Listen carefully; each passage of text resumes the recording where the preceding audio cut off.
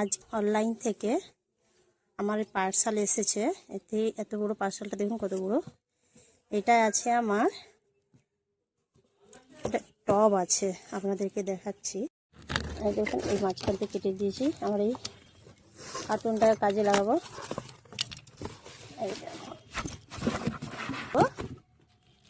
দেখুন, পুরো একটা 10 পিস আছে। এটা পুরো 10 পিস আছে। টবগুলো বেশ খুব সুন্দর, ভালোই দিয়েছে।